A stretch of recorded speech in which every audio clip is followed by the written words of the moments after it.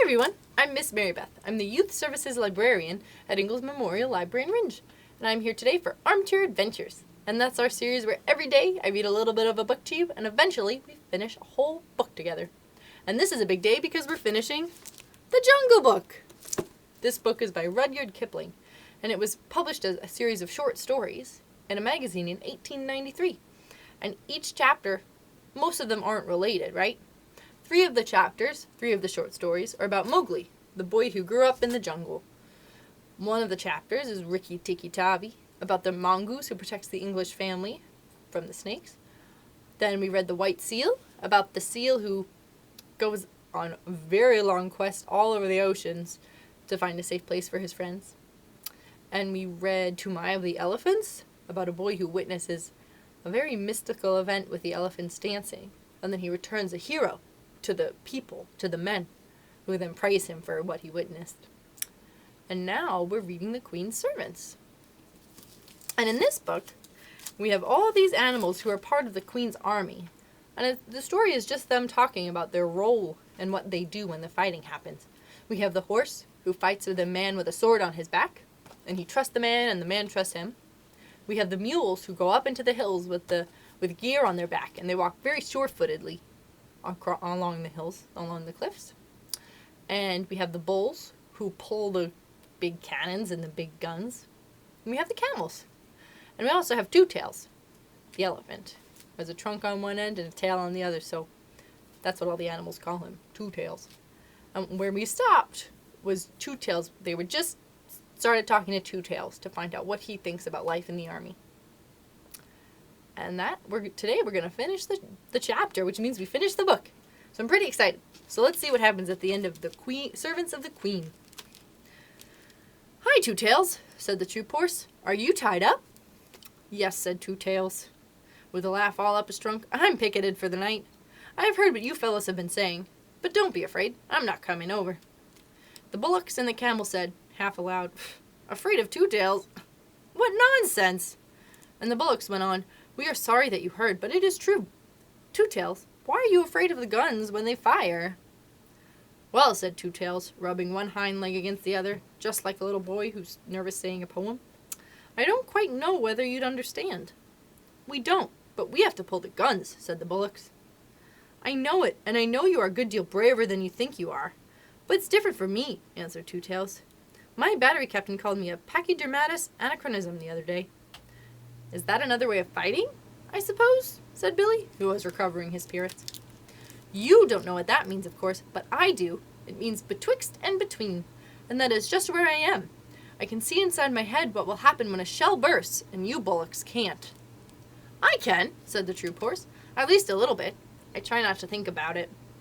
"I can see more than you, and I do think about it. I know there's a great deal of me to take care of, and I know that nobody knows how to cure me when I'm sick. All they can do is stop my driver's pay till I get well, and I can't trust my driver." "Ah," said the troop horse, "that explains it. I can trust Dick, my rider. You could put a whole regiment of Dicks on my back without making me feel any better. I just know enough to be uncomfortable, and not enough to go on in spite of it." "We do not understand," said the bullocks. "I know you don't.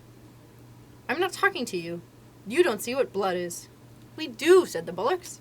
"It's red stuff that soaks into the ground and smells."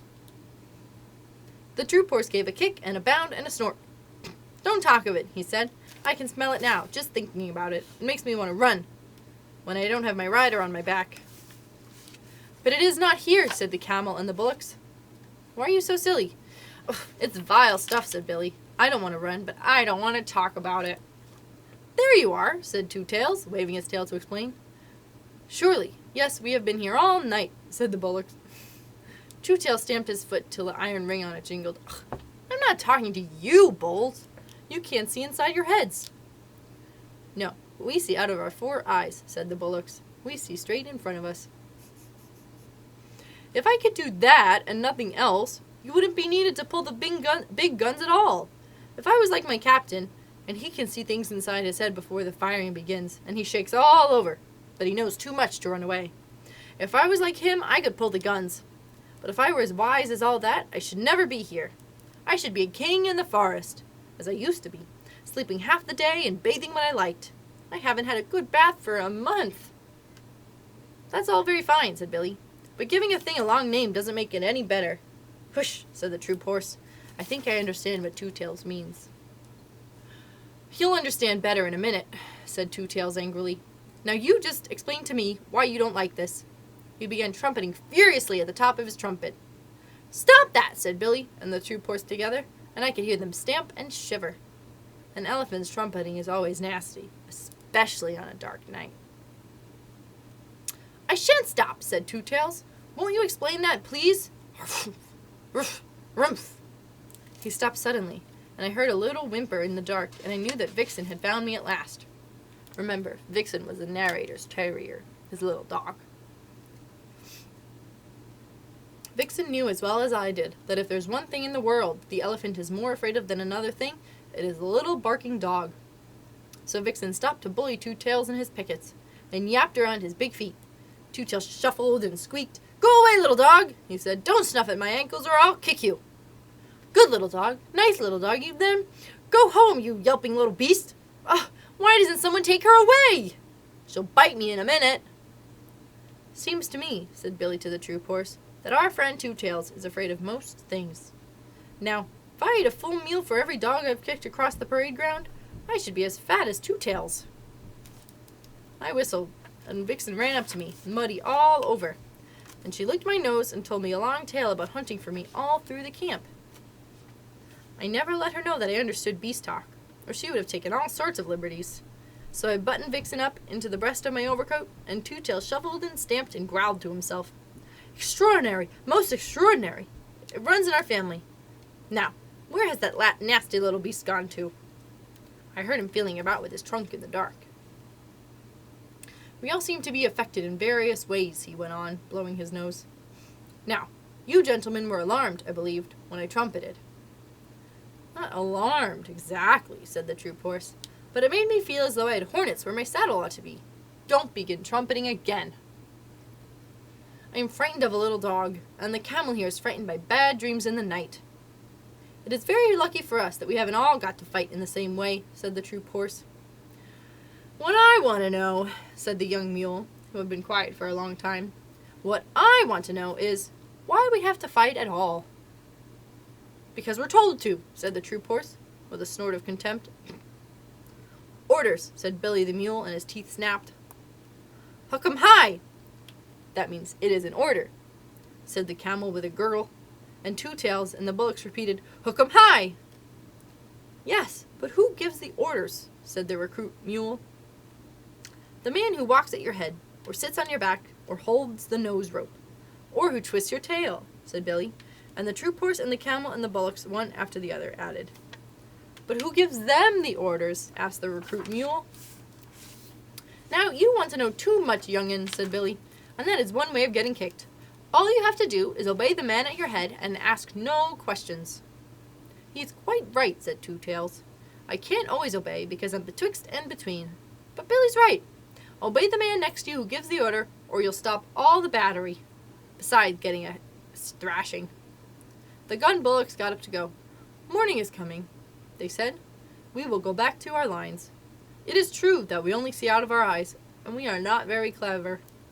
But still, we are the only people tonight who have not been afraid. Good night, you brave people."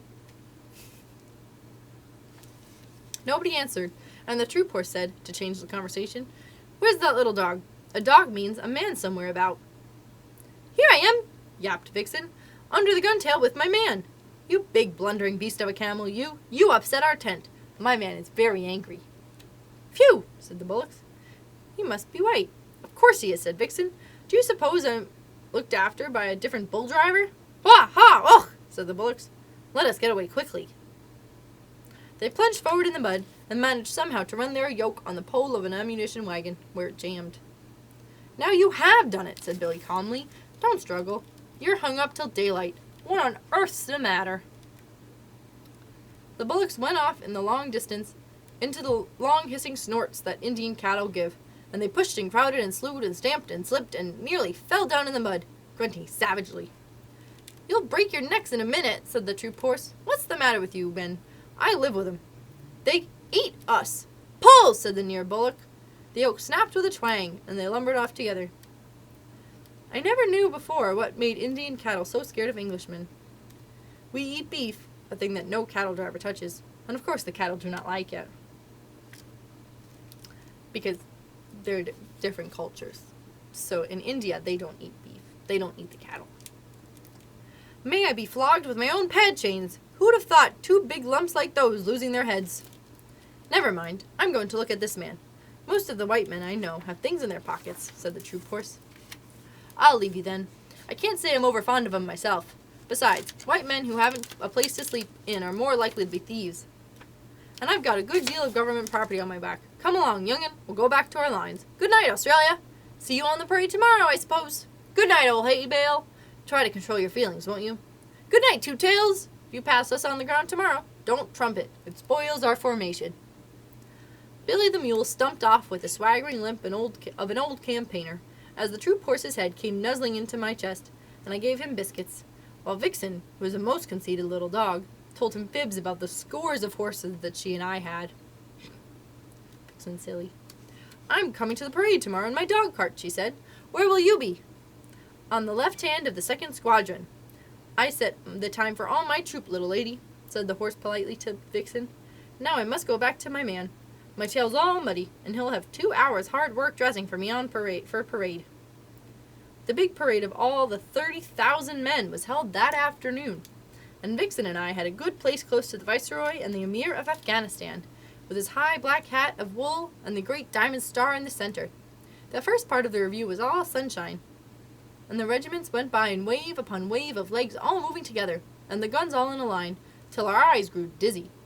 Then the cavalry came up, to the beautiful cavalry canter of Bonnie Dundee, and Vixen cocked her ear where she sat on the dog cart. The 2nd Squadron of the Lancers shot by, and there was the troop horse, with his tail like spun silk, his head pulled into his chest, one ear forward and one back, setting the time for all his squadron, his legs going as smoothly as waltz music. Then the big guns came by, and I saw Two Tails and 2 other elephants harnessed in line to a 40-pounder siege gun, while 20 yoke of oxen walked behind. The 7th pair had a new yoke, and they looked rather stiff and tired. Last came the screw guns, and Billy the Mule carried himself as though he commanded all the troops, and his harness was oiled and polished till it sparkled. I gave a cheer all by myself for Billy the Mule, but he never looked at me. The rain began to fall again, and for a while it was too misty to see what the troops were doing. They had made a big half-circle across the plain, and they were spreading out in a line.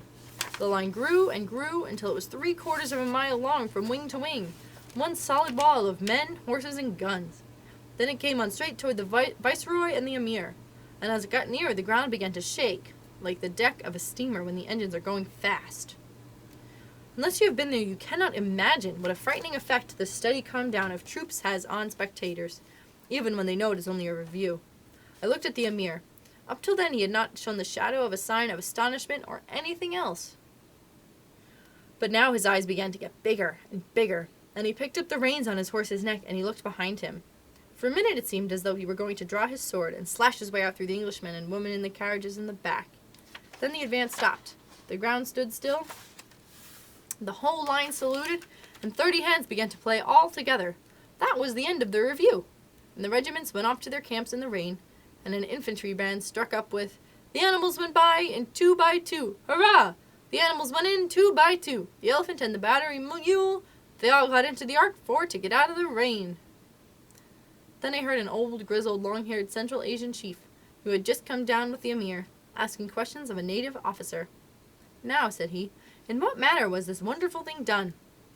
The officer answered, "An order was given, and then obeyed." "But are the beasts as wise as the men?" asked the chief. "They obey, as men do.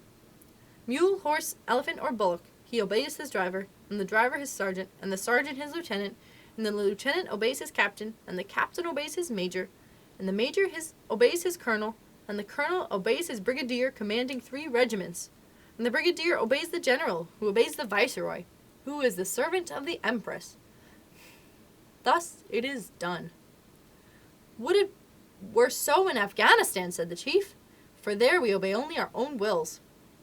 "For that reason," said the native officer, twirling his mustache, "your Emir, whom you do not obey, must come here and take orders from our viceroy."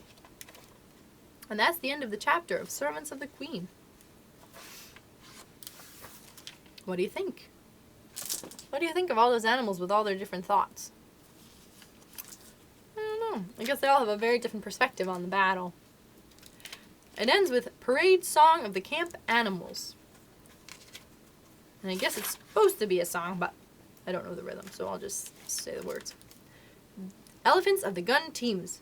We lent to Alexander the strength of Hercules, the wisdom of our foreheads, the cunning of our knees. We bowed our heads to service, their narrow were loosed, again. Make way there for the 10-foot teams of the 40-pounder train. Gun bullocks. Those heroes in their harnesses avoid a cannon ball, and what they know of powder upsets them one and all. Then we come into action and tug the guns again. Make way there, way for the 20 yoke of the 40-pounder train. This is about the cavalry horses. By the brand on my shoulder, the finest of tunes is played by the lancers, hussars, and dragoons. And it's sweeter than stables or water to me, the cavalry center of bonny Dundee. Then feed us and break us in handling room, and give us good riders and plenty of room, and launch us in column of squadron and sea, the way of the warhorse to bonny Dundee. This part's about the screw gun mules. As me and my companions were scrambling up a hill, the path was lost in rolling stones, but we went forward still. For we can wriggle and climb, my lads, and turn up everywhere. Oh, it's our delight on a mountain height, with a leg or two to spare. Good luck to every sergeant, then, that lets us pick our road. Bad luck to all the drivermen that cannot pack a load. For we can wriggle and climb, my lads, and turn up everywhere. Oh, it's our delight on a mountain height, with a leg or two to spare. And this is about the camels. We haven't a camelly tune of our own to help us trollop along, but every neck is a hair trombone. Rat-ta-ta-ta is a hair trombone. And this is our marching song. Can't, don't, shan't, won't, pass it along the line. Somebody's pack has slid from his back, wish it were only mine. Somebody's load has tipped off the road, cheer for a halt and a row. Yar, gar, ar, somebody's catching it now. Now all the beasts together say, children of the camp are we, serving each in his degree. Children of the yoke and goad, pack and harness, pad and load. See our line across the plain like a heel rope bent again, reaching, writhing, rolling far, sweeping all away to war. While the men that walk beside, dusty, silent, heavy-eyed, cannot tell why we or they march and suffer day by day. Children of the camp are we, serving each in his degree. Children of the yoke and goad, pack and harness, pad and load. And that is the end. We finished the Jungle Book. We did it. Did you like it? Some of the stories I think I liked more than others. But it was a very interesting perspective on some things. And I feel like I learned a little bit about that time period that's so very different than our own. And about a culture that's different than our own too. And it was interesting to hear some fables told from animals' points of view. I hope you enjoyed it. Kind of an interesting story, but I'm glad that we read it. Thanks for reading The Jungle Book with me. See you tomorrow for more Armchair Adventures. Have a fun day!